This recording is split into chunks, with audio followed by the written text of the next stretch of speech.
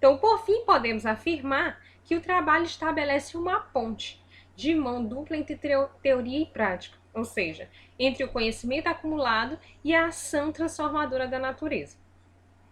A teoria orienta a prática, que altera a teoria, que refeita, aprimora a prática num processo infinito.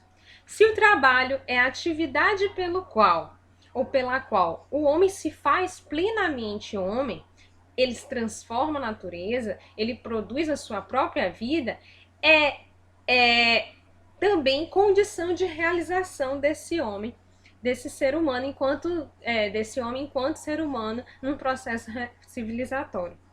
Mas como falar em trabalho, por exemplo, que realize o homem diante das situações existentes atualmente, diante das questões de exploração de trabalho, ou das questões de trabalho escravo, ou da própria informatização das fábricas, a informatização da vida, a gente pode falar hoje em dia a própria informatização da vida, organização de classes trabalhadoras. Como é que podemos falar em realização de trabalho se algumas espécies ou alguns tipos de trabalho às vezes nos torna o homem mais triste e não mais realizado?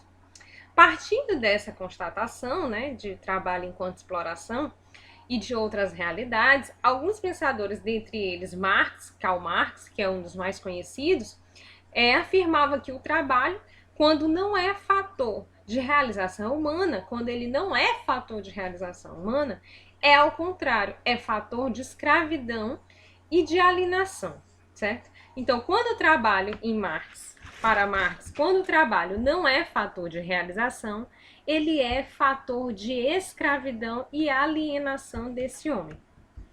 Em que sentido? Aqui eu trouxe o cara aqui realizado, né?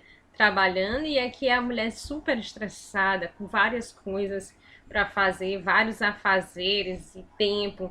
Então, uma das coisas que Marx também questiona, ou Marx fala sobre essa questão da realização ou da não realização do trabalho enquanto alienação do homem, é a questão do tempo.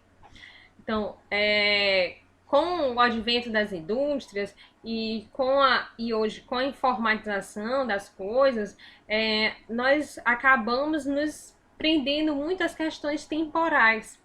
E o trabalho vai a cada vez mais ficando maior, acumulativo, e o tempo cada vez menor. Não sei se vocês já sentiram isso. Então, aqui é um trabalho realizado e aqui é um trabalho enquanto alienação, ou um trabalho enquanto tortura. A palavra, essa ideia de tortura, né, como trabalho enquanto não realização do homem. O processo de produção vigente na Europa, a partir dos séculos 16 e 17, era radicalmente diferente da produção industrial que temos hoje. As oficinas daquela época utilizavam um processo de produção manufatureira. E aí vocês lembram que é uma produção manufatureira, né? É aquela que os artesãos constroem. As coisas são feitas pelo artesão, não por um processo de trabalho industrializado. Lembrem-se aí das aulas de história. Que exigia pouquíssimos instrumentos e ferramentas, basicamente empregava a força humana na produção manufatureira e o trabalho humano. Era tipo de produção de baixa quantidade em virtude do processo lento. Então, produzia-se pouco porque o processo é lento. O artesão produz menos porque o processo de criação do artesão é menor do que, por exemplo, o processo de criação de uma indústria. Hoje em dia, tem se dado um pouco mais de valor para essas questões da criação do artesão. Vocês percebem o valor que tem o trabalho de artesão quando você compra um produto feito pelo artesão, por exemplo, um caderno artesanal e um caderno feito numa fábrica. O caderno artesanal é muito mais caro do que um caderno feito na fábrica. Por quê? Porque o trabalho do artesão é muito mais meticuloso. Então, ele trabalha de uma forma mais lenta, a sua produção é menor. Então, era um tipo de produção de baixa quantidade em virtude do processo. Esse tipo de produção era adotado nas oficinas artesanais, que eram pequenas oficinas comandadas por um mestre artesão. geralmente localizadas na própria casa do mestre. As roupas, os sapatos, as ferramentas, as armas utilizadas na época eram produzidas por esses mestres artesãos e por seus familiares e aprendizes. Então, a produção manufatureira era basicamente familiar, na maioria das vezes.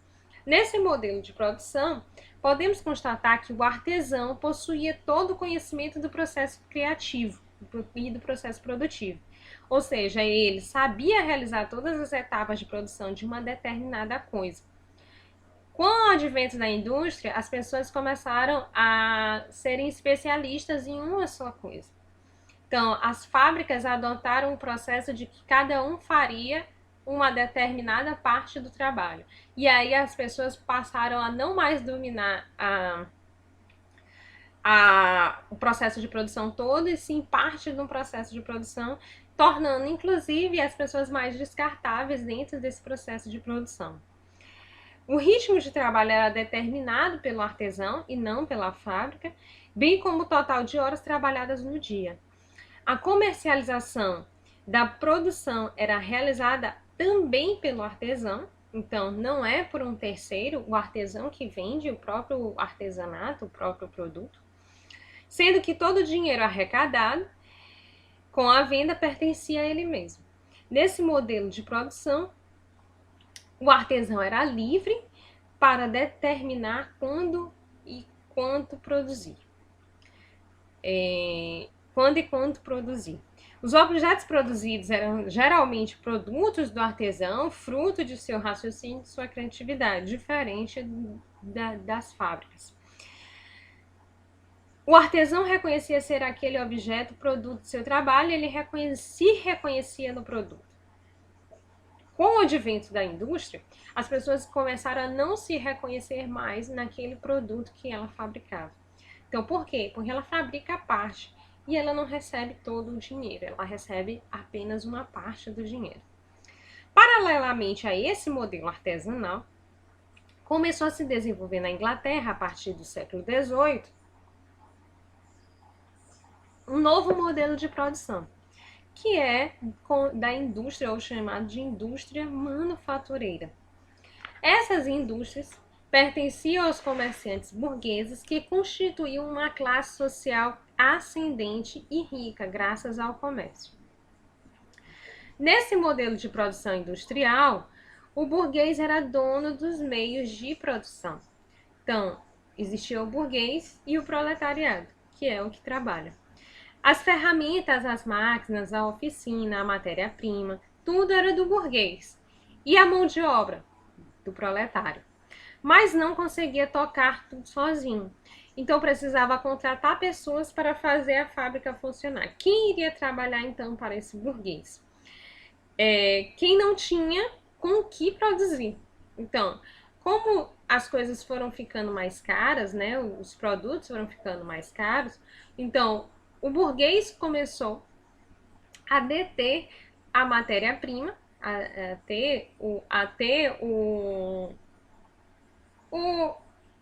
até a questão da matéria-prima, a ter o domínio da matéria-prima, mas ele não tinha o domínio da técnica de realizar o trabalho nessa matéria-prima.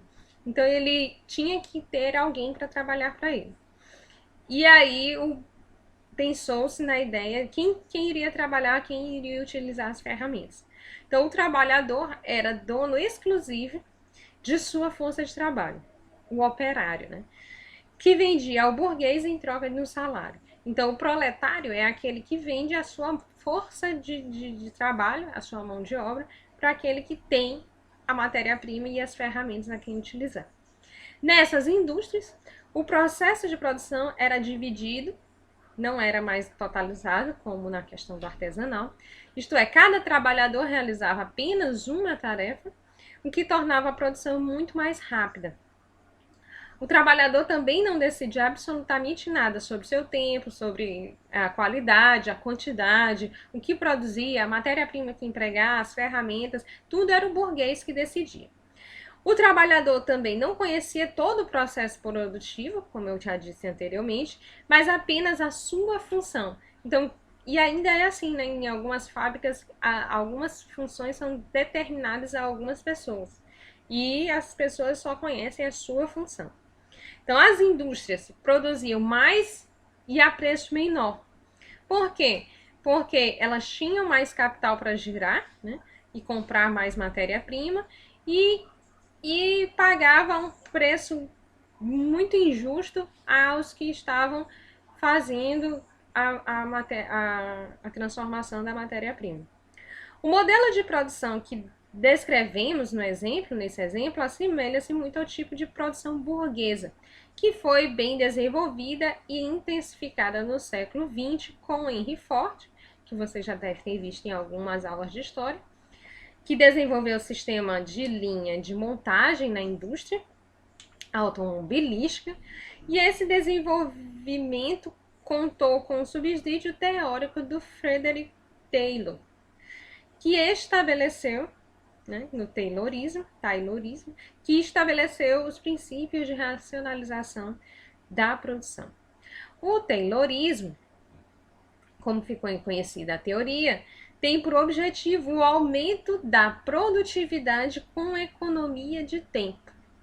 Aqui, aumento da produtividade com a economia de tempo, certo? A teoria de Taylor simplifica os gestos do trabalhador a tal ponto que a posição do corpo, dos pés e das mãos possibilitem o total aproveitamento do tempo na produção. Então, o trabalhador, ele é parte da própria máquina, ele é parte da própria engrenagem que ele está trabalhando. Toda a produção era cronometrada, pois o operário tinha um tempo determinado para executar sua tarefa. Então, o trabalhador é a extensão da própria máquina. Esse modelo de produção industrial submete o trabalhador a um trabalho rotineiro, irreflexivo, com gestos iguais e já estabelecidos. E aí, esse trabalho, que é um trabalho chamado trabalho tortura. O homem deixa de ser criativo e transformar sua natureza para trabalhar para outros e receber só pela sua força de trabalho o que o outro acha que ele deve receber. Então, nós chamamos isso também de trabalho alienado. E aí eu trouxe para vocês a imagem do filme do Chaplin, né? Que é tão conhecido. Ele, quando ele está trabalhando aqui na máquina, é um trabalho alienado, ele só faz essa função e ele não deixa de fazer essa função. Ele é uma extensão da máquina aqui, ó.